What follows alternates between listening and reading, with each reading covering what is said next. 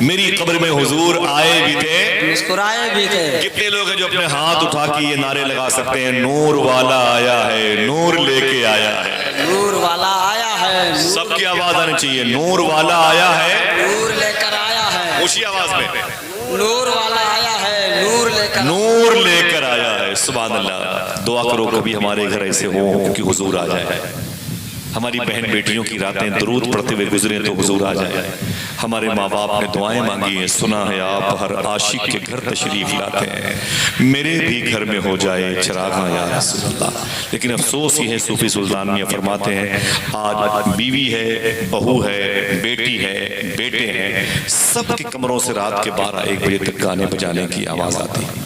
ایک بوڑھی ماں نے دعا مانگی ہے، کاش حضور میرے گھر میں آ جائے۔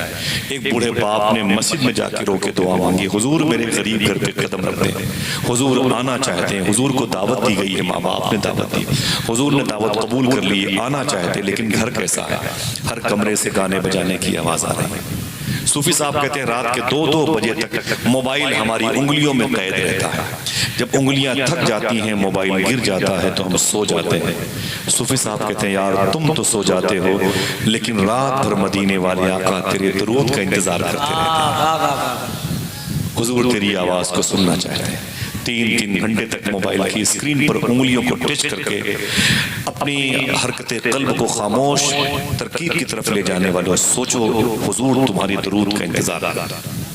میری بہنوں تمہاری بڑی ذمہ داریاں ہیں، سنیں آپ۔ وہ کہتا ہے کہ نور والا آیا ہے، نور لے کر آیا ہے۔ جواب سمجھ میں آ گیا؟ پھر امام جلال الدین سیوطی نے پوچھا اچھا یہ بتا کہ تیری قبر میں حضور مسکرائے کیوں تھے؟ سوال ہے کہ نہیں؟ بولو بھائی، تیری قبر میں حضور مسکرائے کیوں تھے؟ تیری قبر میں حضور مسکرائے کیوں تھے؟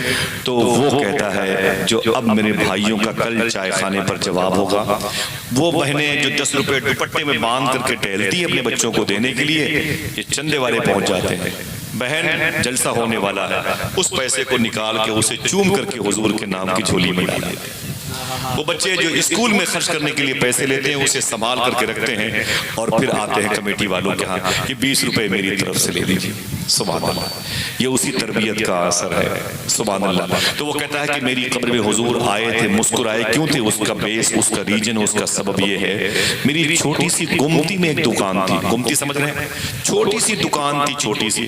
میں جب شام کو اپنی دکان کا دروازہ بند کرتا، دکان بڑھاتا، یعنی دکان کے دروازے بند کرتا تھا، تو میری عادت تھی روزانہ اپنی انکم، اپنے منافع سے 1 روپے کا سکہ نکال کر کے ایک تھیلے میں ڈال دیتا تھا۔ مہینے میں 30 روپے ہو جاتے تھے، 2 مہینے میں 60 ہو جاتے تھے، 3 مہینے میں 90 ہو جاتے تھے، ایسے 6 مہینے میں تقریباً 180 روپے ہو جاتے تھے۔ 1 سال میں وہ تھیلی بھر جاتی تھی۔ جب 1 سال میں وہ تھیلی بھر جاتی اور ربیع الاول شریف کا مہینہ آتا، دیکھنا کتنے لوگ سبحان اللہ کہتے ہیں۔ وہ کہتے ہیں اے امام جلال الدین 1 سال میں جب وہ تھیلی بھر جاتی تھی تو میں جب ربیع الاول شریف کا مہینہ آتا تو اسی پیسے کو نکال کر حضور کی میلاد پہ خرچ کیا کرتا تھا۔ غلامان حسینی کمیٹی والوں بہت بہت مبارک ہو، اپنے گھر کی تمام تر در و دیوار کے سائے میں جو پیسوں کی حصولیابی کی ترکیبیں گھر کے لوگوں نے جمع کی تھیں، وہ پیسے جمع ہوئے تو آپ نے حضور کے نام پہ خرچ کیے، حضور کے ماں باپ کے نام پہ خرچ کیے۔ اس حوالے سے ذرا ہاتھوں کو اٹھا کے بولو اے اللہ تیرا شکر ہے، اونچی آواز میں۔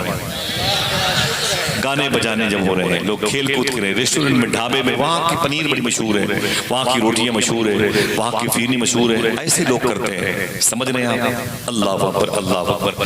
بابا فرید گنج شکر نے سے کسی نے کہا بابا جی میں آپ کی تقریر سنتا ہوں لیکن اثر نہیں کرتی ہیں باتیں۔ بابا فرید فرماتے ہیں سن، اگر میری تقریر اثر نہیں کرتی ہے نا تو سن، تیرے گھر کے قریب میں کوئی مسجد ہے؟ اس نے کہا جی حضور مسجد ہے۔ تو آپ نے فرمایا جا اسی مسجد میں جھاڑو لگایا کر۔ کہا اس سے کیا ہوگا؟ کہا تو خدا کے گھر کو صاف کرے گا، خدا تیرے دل کو صاف کر دے گا۔ واہ واہ واہ واہ واہ واہ 100 کلومیٹر دور تک ڈھابے پر کھانا کھانے کی ترکیب ہے، لیکن محلے کی مسجد میں جھاڑو نہیں لگایا ہے۔ چھپکلی کے بیٹ قرآن کے پاروں پہ رکھے ہوئے ہیں، جزدان پھٹ گئے ہیں، ماں بہنوں نے کبھی ایک نیا جزدان سل کر کے نہیں دیا ہوگا۔ بہووں کے لیے کپڑے پہ کپڑے آ رہے ہیں، 50,000 کے لاچے پہن کر ٹہلتی ہیں ہماری ماں بہنیں، شکر کے سجدے بھی نہیں کرتی۔ ان کو چاہیے کم سے کم 3 میٹر کپڑا لے کر کے مسجد کے جزدان کے نئے، مسجد کے قرآن کو نیا لباس دے دیں، اس جزدان کو یا کسی قبرستان میں ڈال دیں یا اسے دریا برد کر دیں، اور ہمیں ٹائم ملے تو اپنے بچوں کو لے کے کبھی مسجد میں چلے جائیں، اللہ کے گھر میں جھاڑو لگائیں، اللہ دلوں کو صاف کر دے گا انشاءاللہ کہتے ہیں۔ ٹھیک ہے، سنیں آپ، اللہ نے قرآن میں ارشاد فرمایا فَصَلِّ لِرَبِّكَ وَانْحَرْ، فَصَلِّ لِرَبِّكَ وَانْحَرْ۔ مجھے بہت سکون لگ رہا ہے، بہت اچھا لگ رہا ہے، جو جہاں پر بیٹھا ہے وہیں پر بیٹھا رہے۔ فَصَلِّ لِرَبِّكَ وَانْحَرْ، اس کی میننگ کیا ہوتی ہے؟ علامہ مہر صاحب بیٹھے ہوئے، علماء کرام میرے سر کے تاج ہے۔ یہ جب عید الاضحیٰ قربانی کے دن میں جب کیلنڈر چھپتا ہے مدرسے کا تو یہ آیت اسی پر کوڈ ہوتی ہے، اپنے رب کے لیے نماز پڑھو اور قربانی کرو۔ یہی آیت ہر بقرعید کے موقع پر چھپنے والے کیلنڈر کی زینت بنتی ہے، اپنے رب کے لیے نماز پڑھو اور قربانی کرو، نماز پڑھو اور قربانی کرو، نماز پڑھو اور قربانی کرو۔ صوفیہ کہتے ہیں کہ نماز پڑھنے کے لیے آپ کو جانا پڑتا ہے مسجد، اور قربانی کرنے کے لیے گھر آنا پڑتا ہے۔ صحیح ہے کہ نہیں بھائی؟ صحیح ہے، نماز پڑھنے کے لیے آپ کو جانا پڑتا ہے مسجد، اور قربانی دینے کے لیے آپ کو گھر آنا پڑتا ہے۔ کیا قربانی کا بکرا لے کر کے آپ مسجد میں جاتے ہیں؟ بولو بھائی، کیا جہاں بکرا ذبح ہوتا ہے وہاں عیدگاہ کو گھسیٹ کے لاتے ہیں؟ نہیں۔ تو ایک آیت کے 2 حکم پر عمل کرنے کے لیے الگ الگ سمت جانا پڑتا ہے۔ اپنے رب کے لیے نماز پڑھو، فَصَلِّ لِرَبِّكَ، اپنے رب کے لیے نماز پڑھو تو آپ اس پر عمل کرنے کے لیے عیدگاہ جاتے ہیں۔ وَانْحَرْ، قربانی کرو تو قربانی کے لیے عیدگاہ سے نکل کے یہاں پر آتے ہیں۔ دیکھنا کوئی ہے جو سبحان اللہ کہے، صوفی ازم کہتا ہے، لیکن زمین پر ایک شخصیت ایسی ہے جسے امام حسین کہتے ہیں، جس نے کربلا کے میدان میں اس آیت پر ایک ہی وقت میں عمل کر کے دکھا دیا کہ ام الکتاب سینے میں باہر حسین ہے، دوش نبی ہے رحل سی جس پر حسین ہے، اور سجدے میں ہے تو شرح فصل لربک، گردن کٹا کے مانیے وانحر حسین۔ سمجھ رہے ہیں آپ؟ ایک آیت کے 2 الگ الگ احکامات پر امام حسین نے ایک ہی وقت میں عمل کر کے بتا دیا۔ اگر اس آیت کی تفسیر پڑھنی ہے تو میرے چہرے کو پڑھ لو۔ ایک ہی وقت میں نماز بھی پڑھ رہا ہوں اور قربانی بھی دے رہا ہوں۔ ایسا کوئی سجدہ کسی کے پاس ہے؟ بولو بھائی، ہے کسی کے پاس؟ نہیں ہے۔ امام حسین کون تھے؟ آپ نے پڑھا ہوگا، سنا ہوگا، قربانی دی 72 نفوس قدسیہ کے ساتھ عرض کربلا میں۔ میں تھوڑی سی بات بیک گراؤنڈ کی بتاتا ہوں، یہ کس تربیت کا اثر ہے، کس مبارک شکم نور کی یہ اپج ہے، کس عظیم الشان سمندر کی کوکھ سے نکلنے والی یہ عظیم الشان موتی ہے جس کو دنیا امام حسین صبر کا بادشاہ کہتی ہے، شکر کا بادشاہ کہتی ہے، زہد کا بادشاہ کہتی ہے، سخاوت کا بادشاہ کہتی ہے۔ آخر کسی ماں کی گود میں یہ پلے ہوں گے، وہ ماں کیسی تھی؟ اس ماں کو کس ماں نے جنا تھا، وہ کیسی تھی؟ آپ کو جب بیک گراؤنڈ سمجھ میں آ جائے گا تو امام حسین کی قربانی سمجھ میں آ جائے گی۔ اور میں بتاؤں گا امام حسین کے علی اکبر کی شہادت یہ ہے تو آپ لوگ رو گے یا نعرے لگاؤ گے۔ آپ پہلے سمجھو کہ اتنی بڑی طاقت حسین کے اندر آئی کیسے؟ بہت مشکل کام ہے، مجھے یاد نہیں ہے میں نے کتنی راتیں گزاری ہیں کربلا میں۔ اپنی بات کرتا ہوں، اللہ کا شکر ہے علماء کے قدم کی برکتیں، جوتیوں کا صدقہ ہے، سادات کی برکتیں، مجھے یاد نہیں کتنی راتیں میں نے گزاری ہیں کربلا میں۔ میں نے کربلا کی زمین کے چپے چپے کو دیکھا ہے، جا کے وہاں آنسو آیا۔ آپ سب کے عریضے کو پیش کروں گا، آپ سب کے سلام کو پیش کروں گا، لیکن آپ سمجھو پہلے وہ تربیت کا کیسی ہے، وہ انسٹیٹیوٹ کیسا ہے، وہ دامن کیسا ہے جس دامن میں پلے بڑھے تو آپ کو صبر کا بادشاہ کہا گیا۔ حضور غوث پاک کے شہزادے سے یہ شباہت میاں شاہ صاحب قبلہ فرماتے ہیں، میری بہنوں سننا، وہ فرماتے ہیں کہ بابا فرید گنج شکر نے، نام سنا ہے بابا فرید کا؟ یہ کون ہے؟ شیخ ممشاد شیخ ابو اسحاق شامی کے لاڈلے ہوتے ہیں، شیخ خواجہ عثمان ہرونی ان کے لاڈلے ہیں، غریب نواز ان کے لاڈلے ہیں، خواجہ قطب الدین بختیار کاکی ان کے مرید اور خلیفہ ہیں بابا فرید گنج شکر۔ لاہور سے 250 کلومیٹر کے فاصلے پر، پاک پٹن شریف میں ساہیوال سے 45 کلومیٹر کے فاصلے پر آرام کر رہے ہیں۔